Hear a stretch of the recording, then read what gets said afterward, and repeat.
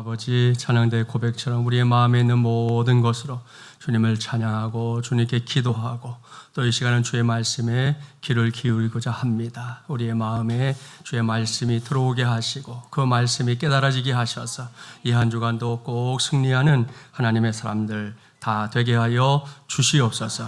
예수님의 이름으로 기도하옵나이다. 아멘. 서로 축복하겠습니다. 날마다 주님과 동행합시다. 한 번 더 축복합니다. 경건의 능력을 발휘하며 삽시다. 할렐루야. 네, 오늘은 날마다 주님과 함께 7번째 시간입니다. 오늘은 싱글 포커스의 주인공이 되라 라는 제목으로 하나님의 말씀을 전하도록 하겠습니다. 오늘도 저는 예수님의 산상수훈에 귀를 기울이려고 하는데요. 특별히 오늘은 여러분과 함께 사람들에게 있어서 매우 예민한 메시지를 다루고 있는 그 말씀을 귀를 기울여 보려고 합니다. 그건 다른 게 아니라 바로 이 물질에 관한 메시지입니다. 예전에도 그랬지만 요즘은 더더욱 이 물질에 관한 관심이 매우 크게 확대된 시대입니다. 그래서 교회 강단에서 오늘처럼 물질에 관한 메시지를 전하면 내용을 듣기도 전에 색안경부터 쓰고 보는 사람들이 적지 않습니다. 그런 사람들이 이렇게 말하잖아요. 에이, 교회가 돈 얘기만 한다. 목사가 헌금만 강조한다. 어디 돈 없는 사람 서러워서 교회 다니겠나? 여러분은 어떻게 생각하는지 모르겠지만 저는 이런 이야기 듣는 걸 아주 싫어하는 목사입니다. 무엇보다 제게는 저 자신도 그렇지만 성도의 헌금은 하나님의 은혜에 대한 반응이기 때문에 은혜를 받으면 받은 만큼 하는 것이다. 이런 확신이 늘 있습니다. 그리고 저는 여러분 모두가 이미 각자 자기가 놓인 형편 내에서는 최선을 다해서 감당하고 있을 것이다. 그렇게 믿습니다. 그래서 올해로 목회한 지 제가 이렇게 따져봤죠. 그때 어느덧 35년째가 됐지만 직접적으로 헌금에 관해 설교했던 적은 그저 이렇게 손으로 꼽을 정도입니다. 그렇다고 해서 당회나 또 교회의 살림을 살피는 자리인 이 재직회 같은 자리에서도 제가 그러는 건 아닙니다. 제가 마주물리라는 교회 담임 목사고요. 또 재직회에서는 회장이기 때문에 교회 살림을 살피는 자리에서까지 침묵하는 건 직무유기이기 때문입니다. 그런 의미에서 막간을 이용해 광고합니다. 이달 마지막 주일 2부 예배 후에 정기 재직회가 열릴 예정이니까요. 우리 교회에서 직분을 받은 재직들은 모두 다 그 시간에 참석하기를 바랍니다. 가정에서 살림을 내무부 장관 혼자 하는 게 아닌 것처럼 교회 살림도 목사 혼자 하는 게 아니라는 거. 그 정도는 다들 아시죠? 더군다나 우리 교회는 재직회가 빈번하게 열리는 교회도 아니니까요. 광고가 나가면 꼭 참석해서 교회 돌아가는 사정도 함께 이렇게 살펴보면서 이전보다 더 충성된 재직들 되어주시기를 당부합니다. 아무튼 재직회는 회의 시간이고요. 이 시간처럼 하나님의 말씀을 전하는 시간에는 헌금에 관한 설교 정말로 별로 하지 않았습니다. 지금 와서 생각해 보면 그것도 그렇게 잘한 일은 아닌 것 같아요. 왜냐하면 물질이나 헌금도 분명히 성경에서 언급하고 있는 주제이기 때문입니다. 그런데도 목사가 괜한 얘기 듣는 게 싫어가지고 하지 않았으니까 저도 꼭 잘했다 그렇게 말할 건 아닌 것 같습니다. 결론부터 말하면 지금까지도 그래 왔지만 특별히 오늘 주신 말씀이 우리가 반드시 들어야 할 하나님의 음성이기 때문에 오늘도 그 말씀을 여러분에게 최대한 성경적으로 또 객관적으로 전하려고 합니다. 그러니 혹이라도 괜히 이렇게 선입견 같은 거 미리 품지 마시고요. 성경에 말씀하고 있는 것에 목사인 저도 성도인 여러분도 함께 몰입해보는 시간이 되기를 바랍니다. 자, 오늘 주신 말씀을 보겠습니다. 우리가 물질이라고 부르는 것에 대해서 예수님은 좀 다른 표현을 사용하고 있어요. 본문 19절부터 21절 말씀을 교독합니다. 제가 먼저 읽지요. 너희를 위하여 보물을 땅에 쌓아두지 말라. 거기는 좀과 동록이 해하며 도둑이 구멍을 뚫고 도둑질 하느니라.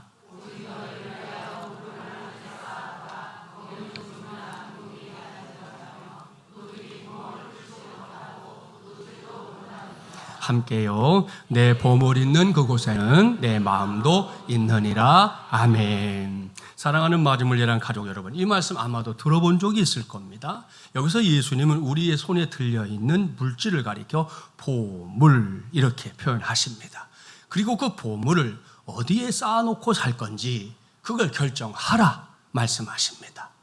여기서 저는 예수님이 보물이라고 표현했던 걸 좀 쉽게 우리 시대의 용어로 바꿔보겠습니다.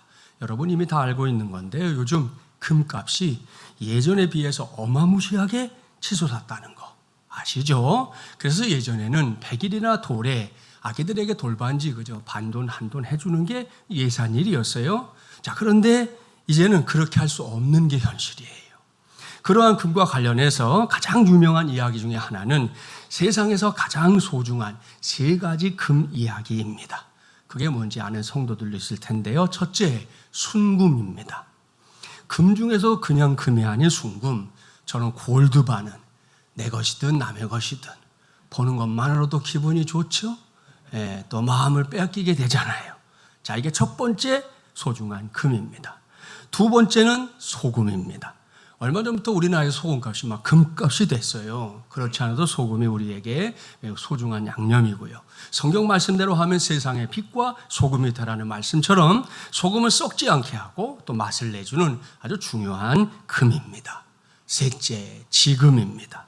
사람에게는 이렇게 기본적으로 뭔가를 자꾸 이렇게 내일로 미루려고 하는 경향이 있어요.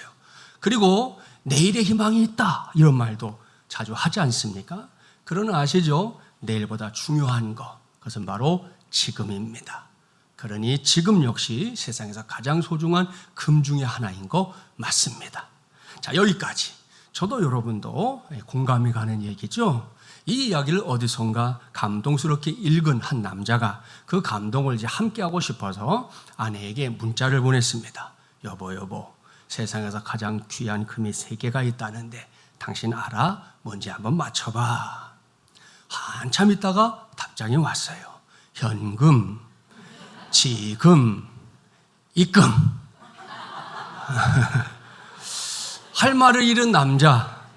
이걸 보니까 말이죠. 좀 기가 막히잖아요. 그래서 다시금 한참 있다가 아내한테 답장을 보냈어요. 현금, 쬐끔, 입금. 이렇게 보냈다는 거예요. 절대 눌러야지. 왜 안 눌러요? 마저 보고 가야지. 그거 누르면 되는데. 눌러봐요. 네. 그거 다 만들어 놨는데 그걸 안 누르고 있어. 자, 모르긴 몰라도 이건 뭐 현실 부부의 대화일 텐데요. 아무튼 21세기인 지금 금은 사람들의 자산이요 또 화폐의 가치를 대표합니다. 그리고 우리는 평소에 무거운 금 대신에 이제 돈을 가지고 다닙니다. 돈은 종이로 환산된 우리의 금이기 때문인데요. 이걸 달리 말하면 돈은 필요를 대표하는 것이다. 이렇게 말씀드릴 수 있어요. 그래서 그 돈으로 우리가 의식주를 해결하고요. 문화생활도 하잖아요. 또 조금 여유가 되면 인심을 쓰기도 합니다. 이러한 돈의 필요성, 성경에서도 얼마든지 찾아볼 수 있습니다. 그리고 이 대목에서 성경을 제대로 이해해야 합니다. 특별히 오늘은 성경의 관점에서 이제 돈을 바르게 아는 거, 그게 중요한데요. 일단 성경은 돈을 무시하지 않습니다. 주님은 이 모든 것이 사람들에게 필요하다는 사실을 누가 아신다? 하늘 아버지께서 아신다. 그렇게 말씀하셨습니다. 따라서 여기까지는 아무런 문제가 없어요. 문제는 사람들이 자꾸만 돈을 필요의 대상이 아닌 경배의 대상으로 삼으려고 한다는 데 있습니다. 그러다 보니 황금이 돈이 우리 시대에서는 신처럼 여겨지고 있는데요. 성경적으로 말하면 돈이 사람들에게 우상이 됐다 이런 말씀입니다. 세상이 이렇게 돌아가다 보니 사람이 분명히 돈보다 귀한 게 분명한데요. 그걸 잘 안다고 하는 사람들조차 너무 쉽게 돈으로 사람의 경중을 판단합니다. 그런가 하면 돈 몇 푼으로 사람과 사람 사이가 치사해지는 그런 일들 빈번하게 일어나는 게 오늘의 현실입니다. 이러한 현실을 뚜렷하게 확인할 수 있는 게 있어요. 그건 현대인들이 자주 사용하는 말인데요. 대표적인 게 물질 만능주의라는 말입니다. 여러분, 이건 보통의 말이 아니에요. 정말이지 대단한 말. 거창한 말입니다. 무엇보다 무서울 게 없는 말입니다. 자, 그래서 진지하게 묻게 되지요. 정말입니까? 정말로 물질이 모든 문제를 해결해주는 만능의 열쇠, 마치 신과 같은 그런 존재냐? 아닙니다. 그 이유를 제가 지난 3월에도 여러분에게 한번 설명했던 적이 있었더라고요. 다시금 말해볼 테니까 한번 들어보면서 이게 맞는 말이냐 틀린 말인지 한번 분별해 보기를 바랍니다. 들어보세요. 돈으로 사람을 살 수는 있으나 그 사람의 마음을 살 수는 없습니다. 돈으로 화로운 집을 살 수는 있어도 행복한 가정은 살 수 없습니다. 돈으로 최고로 좋은 침대는 살 수 있어도 최상의 달콤한 잠은 살 수 없습니다. 돈으로 시계는 살 수 있지만 흐르는 시간은 살 수 없죠. 돈으로 얼마든지 책은 살 수 있지만 삶의 지혜를 돈으로 얻는 건 아닙니다. 돈으로 지위도 살 수 있어요. 그러나 가슴에서 우러나오는 존경은 살 수 없지요. 돈으로 아주 좋은 약 살 수는 있지만 평생 건강은 돈으로 책임져 지는 게 아닙니다. 또 돈으로 피를 살 수는 있어도 영원한 생명을 돈으로 사는 건 아니죠. 돈으로 관계는 살 수 있겠죠. 그러나 진정한 사랑은 돈으로 사는 건 아닙니다. 돈으로 쾌락도 살 수 있겠지만 마음속 깊은 곳의 기쁨은 살 수 없는 것이죠. 돈으로 맛있는 음식 사 먹을 수 있잖아요. 근데 만족스러운 식욕은 돈으로 살 수 있는 것이 아닙니다. 돈으로 화려한 옷 살 수 있어도 속에서 우러난 진짜 아름다움은 돈으로 사는 게 아니죠. 돈으로 화롭게 꾸밀 수는 있어도 전통 있는 문화는 돈으로 되는 게 아니죠. 세월이 쌓이고 쌓여야 만들어지는 겁니다. 돈으로 명품 사람들이 좀 좋아하니까 살 수 있죠. 그러나 진정한 평안을 돈으로 사는 건 아닙니다. 돈으로 성대한 장례식 치를 수도 있어요. 근데 행복한 죽음이 돈으로 보장되는 건 아닙니다. 마지막 돈으로 종교를 얻을 수는 있어도 인간이 소망하는 궁극적인 구원은 살 수 없는 것이죠. 여러분 잘 들으셨죠? 동의합니까? 아니면 이게 말도 안 되는 말이다 그렇게 생각합니까? 저는 물론이고요. 모르긴 몰라도 여러분 모두가 동의할 겁니다. 그리고 이것들 외에도 더 많은 것들 찾아낼 수 있습니다. 그래서 묻는 겁니다. 이래도 물질이 만능입니까? 이래도 돈이 만능입니까? 아니라는 거죠. 결코 만능이 아닙니다. 그런데도 눈만 뜨면 온종일 돈만을 주야로 묵상하며 사는 사람들이 있는데요. 이런 사람들을 가리키는 표현이 있습니다. 그것은 돈, 사람이라는 표현입니다. 그리고 그런 세상을 꼬집어주는 이야기도 많이 있어요. 어느 날 한 노총각이 요술 램프를 주었습니다. 요술 램프 하면 떠오르는 거 있죠. 램프의 요정. 아니나 다를까 요술 램프를 먼지를 털어내고 슬슬 문지르니까 짠 하고 램프의 요정이 나타났습니다. 그 요정은 동화책에 등장하는 요정들과 마찬가지로 소원을 들어주겠다 그랬습니다. 그런데 이런 이야기에 꼭 등장하는 문제가 있지요. 소원을 들어주긴 들어주는데 무한대로 들어주는 요정은 없어요. 보통 몇 개 들어줘요? 3개. 우리나라 사람 삼세판 좋아하는데 3개 들어준대 3개. 근데 이 요정은 좀 인색했더라고요. 딱 1개 들어준다는 거예요. 딱 1개. 그래도 여러분 이게 얼마나 좋은 기회입니까? 너무나 좋은 기회잖아요. 그래서 이 노총각이 잠시 고민에 빠졌어요. 그러다가 욕심을 내서 실제로는 3개지만 각각 묶어 얘기하면 3개가 되니까 하나로 묶어서 얘기하기로 마음을 먹고 순식간에 말해버렸어요. 램프의 요정님, 제 소원은 돈, 여자, 결혼입니다. 이 한 가지 소원을 들어주세요. 이렇게 얘기했어요. 얼마나 빨리 얘기했는지 여러분도 못 알아듣잖아요. 자, 그랬더니 소원은 이루어진다고 꿈이 이루어졌어요. 그 소원이 그 다음날 이루어졌는데 그 다음날 노총각은 돈 여자와 결혼했다는 것이죠.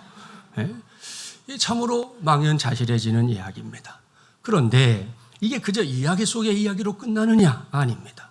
이런 일들이 지금 우리가 사는 세상에서 비일비재하게 일어나고 있다는 것. 그게 더 큰 문제입니다.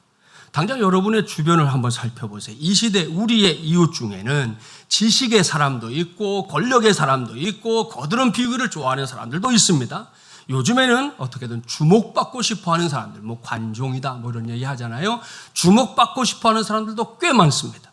하지만 제일 많이 찾아볼 수 있는 사람들 어떤 사람들인지 아시죠? 돈 때문에 돈 사람들이에요. 그렇습니다. 목사님, 제가 봐도 지금 우리나라에서 돈 사람들이 제일 많이 보입니다. 나라를 위해 열심히 일해달라고 온 국민이 뽑아준 정치인들의 문제, 거의 대부분이 돈에 연루된 문제라는 거 다들 아시죠? 온 국민을 대상으로 열심히 지금도 사기치는 보이스피싱도 다르지 않습니다. 요즘은 뭐 혀를 내두를 정도의 정말 교묘한 피싱 사기들이 넘치고 있는데요. 이 모든 게 돈 사람들의 악한 술수가 만든 작품들입니다. 그뿐이 아니죠. 요즘 여러 모양으로 자영업자들이 어려운 상황인데요. 아주 심심치 않게 나오는 뉴스 있죠. 먹튀, 먹고 튀는 사람들. 먹고 계산하지 않고 도망가 버리는 거예요. 여럿이 들어와서도 한 사람씩 빠져나가요. 다 마지막 남은 사람이 하겠거니 생각했는지 모르겠지만 그러고 자기도 도망가고. 여러분 뭐 그렇게 해서 남은 몇 푼이 얼마나 대단한 역할을 하는지는 모르겠지만 자영업자 사장님들의 한숨은 땅이 꺼질 지경이에요. 그 밖에도 여러 모양으로 돈 때문에 돈 사람들 곳곳에 있습니다. 그리고 이렇게 사는 사람들을 가리켜 주님은 땅에 보물을 쌓아두는 사람들이다, 이렇게 말씀하고 있습니다. 따라서 우리는 그러면 안 되는 거죠. 우리는 보물을 쌓되 그 보물을 땅에 쌓아두는 사람들이 아니라 주님의 말씀대로 어디에요? 하늘에 쌓아두는 사람들이 되기를 주님의 이름으로 축복합니다. 그렇습니다. 방금 물질을 만능이라고 일컫는 게 얼마나 어리석은 것인지 조목조목 살펴봤는데요. 우리가 이 살면서 절대라는 단어를 우리 인생에 함부로 붙이면 안 되거든요. 마찬가지예요. 만능이라는 단어도 함부로 아무데나 붙이는 거 아닙니다. 꼭 기억하십시오. 이 세상 천지에서 만능은 오직 우리 하나님 한 분뿐입니다. 그러니 이 시간 저도 여러분도 우리 하나님 아버지만이 전능하신 만능의 하나님이라는 사실 꼭 믿게 되기를 주님의 이름으로 축복합니다. 이걸 확실하게 믿으면 우리는 어떤 경우에도 돈 사람이 되지 않을 수 있습니다. 이런 사람들에게 있어서 돈은 어디까지나 일상생활에 필요하고 편리한 수단일 뿐입니다. 그러니 그것이 결코 인생의 목적이 될 수 없는 것이죠. 저나 여러분이나 이러한 사실을 확실하게 깨닫게 될 때 거기서부터 또 하나의 행복의 꽃이 피게 될 것입니다. 아울러 거기서부터 우리의 보물을 땅이 아닌 저 하늘에 쌓아두는 일 역시 시작되게 될 줄 믿습니다. 자, 계속해서 말씀을 보죠. 본문 21절 말씀에서 예수님, 내 보물이 있는 그곳에는 내 마음도 있느니라, 이렇게 말씀하고 있는데요. 이게 도대체 무슨 말씀이냐 이해하는 게 어렵지 않습니다. 예를 들기 위해서 제가 직접 준비해 놓았어요. 자, 이 시간에 우리가 한번 가정을 해볼 겁니다. 가정. 여러분이 어제는 은행이 업무를 안 했으니까 어제그제 은행에 가서 찾아온 현금이, 자, 보여드릴게요. 배춧잎이 됐든 절인 배추가 됐든 또 아시죠? 예? 흰 배추가 됐든 뭐가 됐든 간에, 자, 이 현금이 너무 많아가지고 이곳까지 들고 올라오지 못하고 여러분이 교회 활동을 타고 오신 차 안에다가 그대로 놔뒀다, 이렇게 생각하려고 하는 거예요. 가정이어서 그렇지 실제 상황이라고 한번 여러분이 상상을 해보라는 겁니다. 그런 사람은 지금 이 시간 제가 아무리 은쟁반의 옥구슬 같은 목소리로 하나님의 말씀을 전해도 그 말씀에 전혀 귀를 기울이지 못할 겁니다. 무엇보다 그 돈이 필요의 대상이 아니라 이미 숭배의 대상이 되어버린 사람, 더더욱 그럴 겁니다. 마찬가지로 오로지 돈이 인생의 목적인 사람이 있다면 그 사람 역시 이 시간에 천사가 나타나서 하나님의 말씀을 액면 그대로 전해도 그 말이 귀에 들리지 않을 거예요. 왜? 그의 관심이 온통 차 안에 있는 돈, 이 돈님에게 가 있기 때문입니다. 그런데 이런 날 하필이면 오늘 찬양 인도자가 보통 땐 찬양을 한 3곡 하더니 6곡, 7곡을 한다든지, 찬양대가 오늘 찬양 1곡 했는데 오늘따라 찬양대가 찬양을 3곡이나 한다든지, 또 하필이면 이런 날 설교가 보통은 한 30분, 35분 하더니 50분, 1시간을 한다든지, 이런 날 하필이면 성경 찾는 것도 뭘 자꾸 찾으라고 한다든지, 그러면 돈을 두고 온 그 사람의 눈에 이런저런 예배 순서를 맡은 사람들이나 저처럼 설교하는 목회자는 아주 밉고 미운 사람이 되고 말 겁니다. 이해가 되시죠? 예. 이것이 바로 내 보물이 있는 그곳에는 내 마음도 있느니라 하는 예수님의 말씀의 의미입니다. 이것이 사실이기 때문에 오늘 주님께서 특별하게 경계하는 말씀이 오늘 본문에 등장해요. 본문 24절 함께 봉독합니다. 한 사람이 두 주인을 섬기지 못할 것이니 혹 이를 미워하고 저를 사랑하거나 혹 이를 중히 여기고 저를 경히 여김이라. 너희가 하나님과 재물을 겸하여 섬기지 못하느니라. 아멘. 사랑하는 마지막 예랑 가족 여러분, 오늘 이 말씀의 핵심이에요. 보십시오. 성경은 하나님과 이 돈을 겸하여 섬길 수 없다, 이렇게 분명하게 가르치고 있습니다. 따라서 누군가가 하나님 대신 돈을 섬기고 산다면 그는 이미 돈의 종이 된 거예요. 두말할 게 없어요. 핑계할 수 없어요. 이미 말씀드린 대로 이런 사람은 분명히 주야로 말씀을 묵상하는 게 아니라 돈을 묵상하며 살고 있을 겁니다. 그리고 누구나 그렇게 돈 사람이 되면 그 다음에는 그 눈에 하나님이 제대로 보이질 않아요. 아니, 볼 수 없게 됩니다. 이걸 확인시켜주는 역사적인 현장이 있어요. 구약성경 출애굽기 32장 한번 찾아가 봅시다. 구약 131쪽이에요. 무슨 말씀이 있는지 구약 131쪽 출애굽기 32장 1절부터 6절을 우리가 교독해 보려고 하는 거예요. 131쪽에 있는 말씀 한 절씩 교독해 보겠습니다. 32장 1절 제가 먼저 읽을게요. 백성이 모세가 산에서 내려오미 더딤을 보고 모여 백성이 아론에게 이르러 말하되 일어나라, 우리를 위하여 우리를 인도할 신을 만들라. 이 모세 곧 우리를 애굽 땅에서 인도하여 낸 사람은 어찌 되었는지 알지 못함이니라.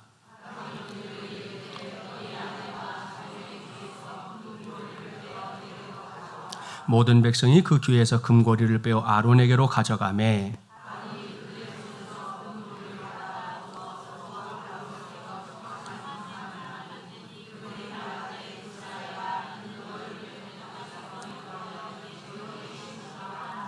아론이 보고 그 앞에 제단을 쌓고 이에 아론이 공포하여 이르되 내일은 여호와의 절일이니라 하니.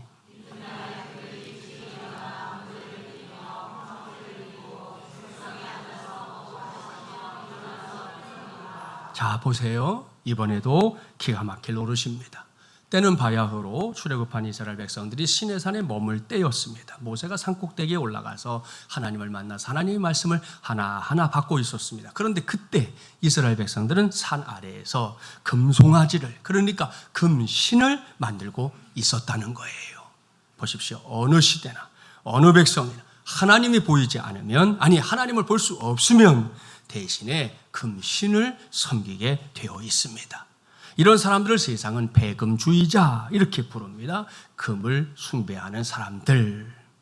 이러한 배금주의자들은 금을 위해서라면 그야말로 언제나 어디서나 믿음도 양심도 팔 준비가 되어 있는 그런 사람들이죠. 그러니 정말이지 돈 사람들 아니겠습니까?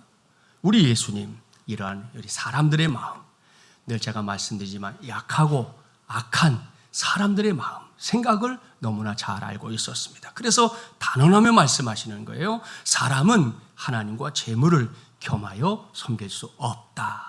이렇게 말씀하고 나서 곧바로 주님이 사용하신 비유가 본문에 등장합니다. 본문 22절, 23절 교독해 볼게요.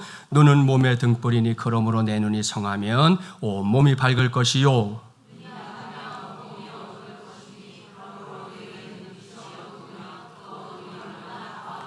아멘. 여러분, 우리 모두 이 말씀을 잘 이해해야 합니다. 이 말씀을 보면 눈이 성하다, 눈이 나쁘다 이런 표현이 나오잖아요. 그렇다면 이 표현의 의미가 뭐냐?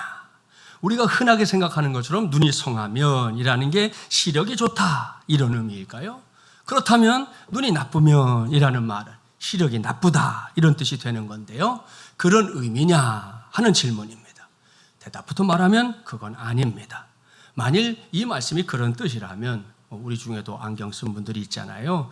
이분들은 이 말씀을 읽을 때마다 막 거센 불행의 파도가 막 거침없이 밀려오는 그런 경험을 해야 할 겁니다. 당장 안가로 달려가서 라식이 됐든 라섹이 됐든 뭔가 내게 맞는 방법을 찾아서 나빠진 눈부터 치료해야 할 거예요.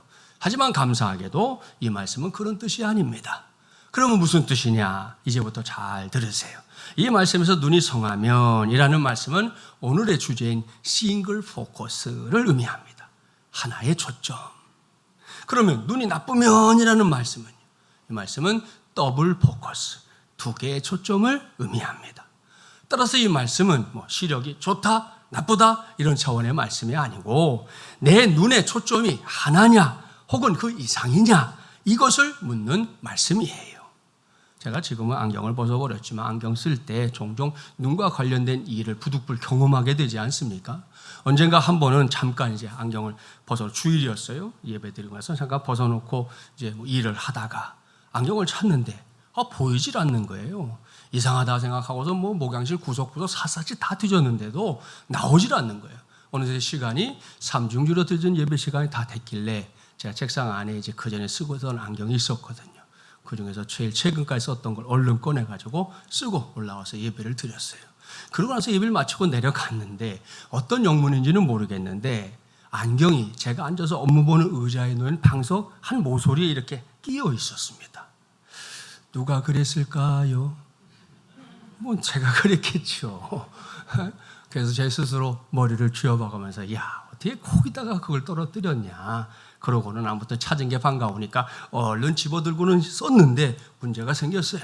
생각보다 안경이 많이 휘어진 게 문제였습니다.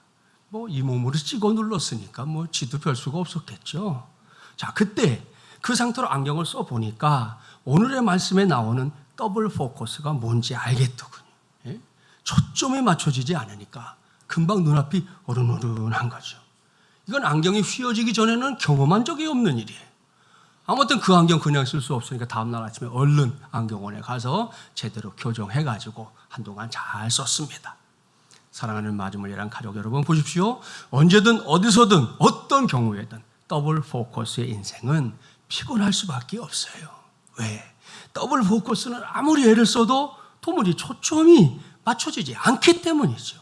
눈앞에서 아무리 또렷하게 보이질 않고요. 어른되고 어질어질하게 만듭니다. 내가 만나야 할 대상도 둘, 셋으로 보일 때가 있잖아요. 그러니 그 눈이 얼마나 피곤하겠습니까? 그러나 싱글 포커스는 피곤할 게 없죠. 걱정할 게 없죠. 더는 염려할 필요가 없어요. 왜? 어차피 한 가지만 생각하고 한 가지만 볼 것이기 때문입니다. 예수님이 오늘 여기서 내 눈이 성하면 내 눈이 나쁘면 이렇게 두 가지를 비교하면서 예를 들어 말씀하시는 이유가 바로 그겁니다. 그리고 오늘 이 시간 2023년 7월의 세 번째 주님의 날에 우리 모두에게 필요한 건 역시 바로 싱글 포커스인 줄 믿습니다. 그러니 그러한 주님의 뜻, 주님의 생각, 주님의 마음 잘 헤아려서 오늘 이후 저와 여러분 모두가 반드시 이 싱글 포커스의 주인공들이 되기를 주님의 이름으로 축복합니다. 윌리엄 신슨이라고 하는 사람이 언젠가 동물 조련사가 사자에게 다가갈 때 왜 의자를 들고 들어가는가 이걸 설명한 적이 있었습니다. 조련사는 회초리도 가지고 있고요. 권총도 차고 있거든요. 그런데도 의자에 네 다리를 사자를 향해서 이렇게 들어간다는 거예요. 그 이유는 사자가 의자 네 다리에 동시에 초점을 맞추려고 엄청 애를 쓰기 때문에 결국은 일종의 무기력증을 만들어서 그렇게 해서 약하게 만들기 위함이라는 거예요. 결국 집중력이 분산된 사자는 그 사나운 사자의 모습은 온당한 데 없고요. 온순하고 유약한 사자로 바뀌게 된다는 겁니다. 여기에 너무나 확실한 우리 인생의 교훈이 있지 않습니까?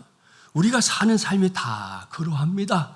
너무나 많은 것에 초점을 맞추고 살다 보면 무기력증에 사로잡히게 됩니다.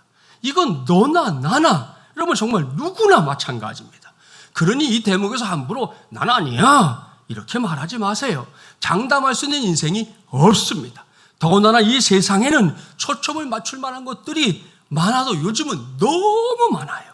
그 모든 것에 초점을 맞추려고 해보란 말입니다. 장담합니다. 마침내는 초점을 상실하게 될 겁니다. 왜? 세상에서의 다초점, 잘못하면 무초점이 될 수밖에 없기 때문이에요. 따라서 이러한 시대를 살아가면서 우리가 해야 할 일은 오늘 예수님께서 우리에게 전해주시는 말씀, 싱글 포커스의 주인공이 되라. 바로 이겁니다. 그렇습니다. 요즘같이 험하고 악한 세상을 살면서 우리가 맞추어야 할 초점은 오직 하나입니다.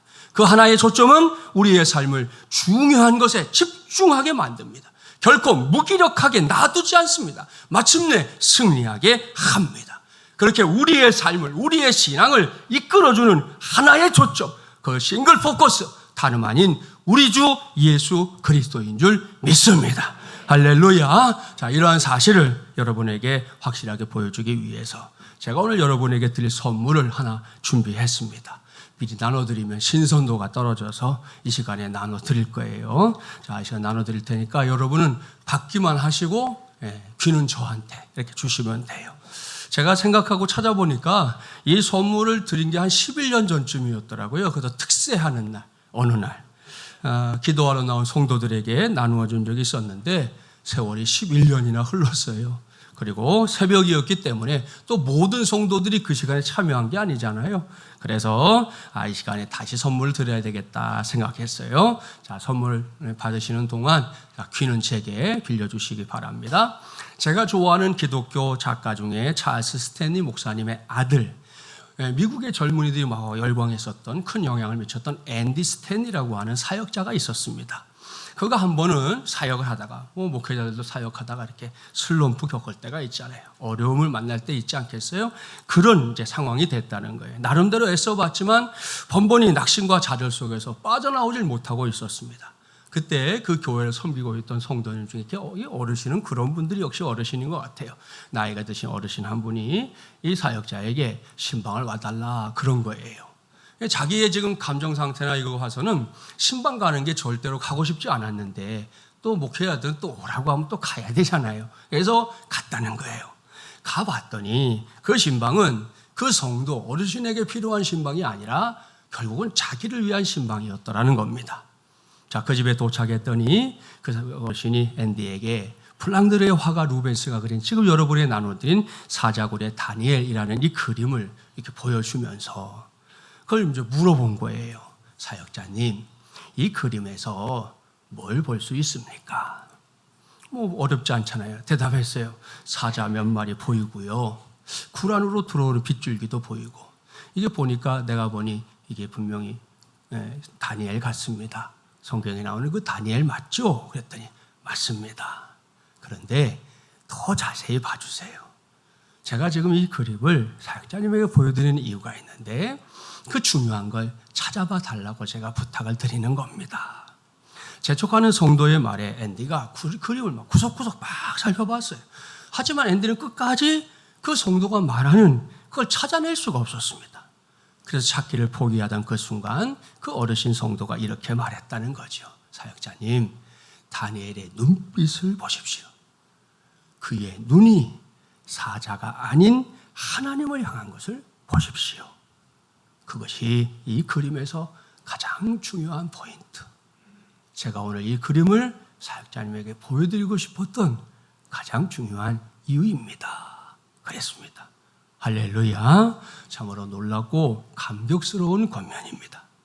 그 순간 앤디가 고백했습니다. 그 대화가 어르신 성도와 자기의 대화가 아니라 성령 하나님과 자기 사이의 대화였다고.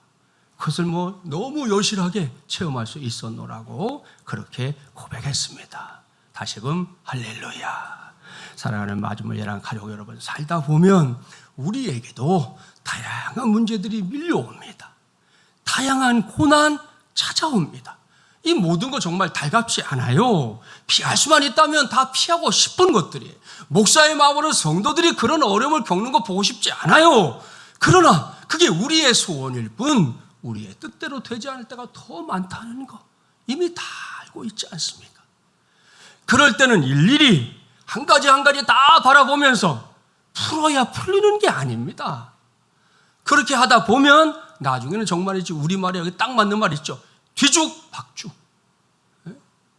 해결을 해야 되는데 해결은 되지 않고 뒤죽박죽 되어버리는 경험을 할 때가 너무 많다는 겁니다.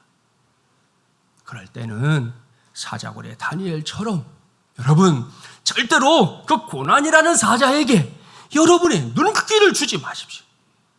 어려움이라는 그 사자에게 여러분의 관심을 보이지 말라고요. 시험이라는 사자 그놈한테는 정말 당부합니다. 눈꽃만큼 내 호기심도 보여주지 마세요. 네? 그런 것 때문에 신앙생활 하다가 시험에 들었네, 빠졌네, 넘어졌네, 쓰러졌네, 뭔 말들이 이렇게 많은지 말이에요. 네? 요만큼의 호기심도 보일 필요가 없는 일이에요. 옳습니다. 그럴 때는 모든 사자들을 무시하고 다니엘처럼 하나님만 바라보십시오. 그렇게 싱글 포커스로 오로지 하나님만 바라보는 시선, 그 단순한 시선이 희한하게도 고난을 극복하는 힘을 저에게도 여러분에게도 안겨줄 줄 믿습니다. 그래서 이 시간에 그림 한 점 여러분에게 나눠드린 거예요. 오늘 예배당을 나선 이후 시간이 되는 대로 또 살다가 오늘 제가 전했던 말씀이 여러분의 마음에 떠오르거들랑 당장 그 그림 꺼내가지고 들고 계속해서 훈련하십시오. 그 과정에서 수시로 더블 포커스가 되려고 하는 저와 여러분의 자아. 여러분, 다른 거랑 싸우는 거 아니에요, 우리 인생이. 결국은 자기하고 싸우는 거예요, 자기하고. 저와 여러분의 그 자아와 정말 열심을 다해 싸워야 합니다. 그 싸움을 통해 다니엘처럼, 그리고 주님의 당부대로 우리의 시선이 반드시 싱글 포커스가 되게 하기를 바랍니다. 또한 그 과정에서 우리의 손에 들려주신 물질도 여러분이 주도권을 가지고 하나님의 영광을 위해 마음껏 사용할 수 있게 되기를 바랍니다. 명심해 주세요. 돈은 내가 많이 가지고 있든 적게 가지고 있든 간에 반드시 장악해야 합니다. 돈에 끌려다니는 인생 되면 안 되고요. 장악해야 합니다. 생각해 보세요. 하나님이 우리를 창조하실 때 하나님의 형상대로 창조하셨다 그랬어요. 그게 우리 자존심이에요. 우리 자존심. 그런데 그런 우리가 돈에 끌려서 여기 끌려다니고 저기 끌려다니고, 그건 너무 자존심 상하는 일 아니에요? 그렇게 하지 말고 여러분에게 주신 물질이 얼마가 됐든 딱 장악하고 내가 그것을 정말 내 필요에 따라서 하나님이 주신 방법에 따라서 잘 사용하는 그런 은혜가 우리 모두의 몫이 되기를 바랍니다. 그래서 어떤 경우에든지 우리가 거기에 끌려다니지 않으면 우리 모두가 우리에게 허락하신 보물을 예수님의 당부대로 땅이 아닌 하늘에 쌓아두게 될 것은 물론이고요. 각자의 삶의 자리에서도 반드시 승리하며 살게 되기를 주님의 이름으로 간절히 축원합니다. 기도하겠습니다. 전능하시고 자비로우신 하나님 아버지, 오늘도 하나님을 예배하는 이 시간에 하나님의 음성 듣게 하시니 감사합니다. 오늘 우리에게 주신 말씀은 우리 시대의 화두에 속하는 물질, 돈에 관한 말씀이었습니다. 요즘 우리가 사는 세상을 보면 그야말로 돈 때문에 돈 사람들이 너무 많습니다. 돈으로 사람을 판단하고 나누는 사람들도 넘쳐납니다. 그런 세상 속에서 우리가 하나님의 뜻대로 산다는 거 결코 쉽지 않습니다. 하지만 오늘 우리를 생각해서 우리에게 허락하신 주님의 말씀을 우리 모두가 들었습니다. 이제는 그 말씀대로 행할 수 있도록 은혜를 부어 주시옵소서. 무엇보다 이 시간 깨닫게 하신 것들 기억합니다. 돈은 어디까지나 일상생활에 필요하고 편리한 수단일 뿐이라는 것, 그것은 결코 인생의 목적이 될 수 없다는 것, 이걸 확실하게 믿게 하여 주시옵소서. 그 믿음으로 돈을 배경 삼아 물질 만능주의를 외치는 배금주의자들의 유혹에 당당하게 맞서는 우리 성도들 되게 하여 주시옵소서. 이를 위해 구합니다. 예수님이 말씀하신 것처럼 어떤 경우에라도 우리의 시선이 하나님과 재물에 함께 두고 살겠다는 어리석은 더블 포커스에 빠지지 않게 하여 주시옵소서. 우리 모두의 시선이 오직 싱글 포커스, 우리 주 예수 그리스도에게만 초점을 맞춘 인생들 되게 하여 주시옵소서. 그래서 우리 모두가 물질의 문제에 있어서도 꼭 승리하여 하나님께 영광 돌리는 삶을 살아내게 하여 주시옵소서. 이 모든 말씀 오늘도 산상순으로 우리에게 교훈해 주신 주 예수 그리스도의 이름으로 간절히 기도하옵나이다. 아멘.